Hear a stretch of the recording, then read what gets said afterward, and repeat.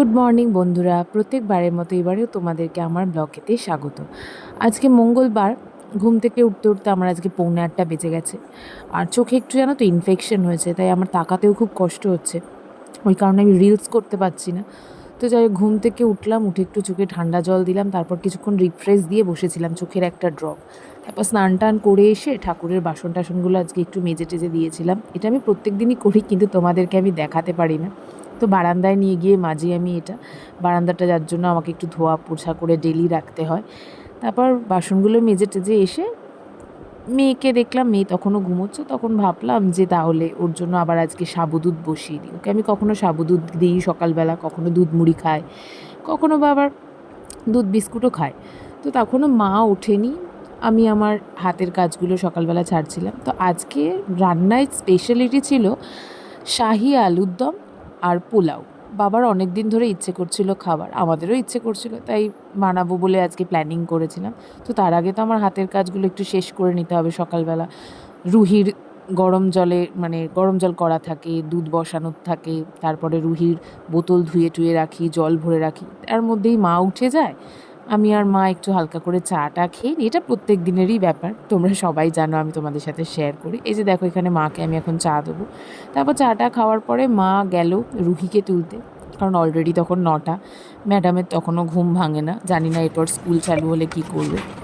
তো ও ফ্রেশ ট্রেশ হয়ে আসার পরে ওকে আমি সাবুটা ভালোভাবে খাইয়ে টাইয়ে দিলাম। খাওয়াতে তো প্রচণ্ড জ্বালাতন করে, খাওয়ানোর সময় যে খাওয়ানোটা একটা বড় অশান্তি। এই যে দেখুন, ম্যাডামের খাওয়া হয়ে গেছে, এখন মোবাইল ঘাঁটছে।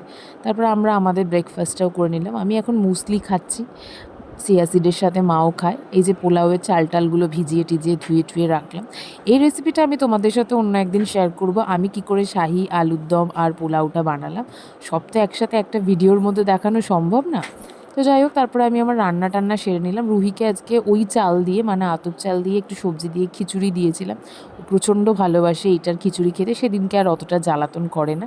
তো ওরা সবাই বসে টিভি দেখছিল, আর মায়ের তো শরীরটা প্রচণ্ড খারাপ, মায়ের 7খানা ইঞ্জেকশন হয়েছে এত ব্যথা যন্ত্রণার জন্য। মাকে একদমই আমি রান্না করতে দিচ্ছি না, কারণ খুন্তি নাড়লেই মায়ের খুব পিঠে ব্যথা হচ্ছে আবার।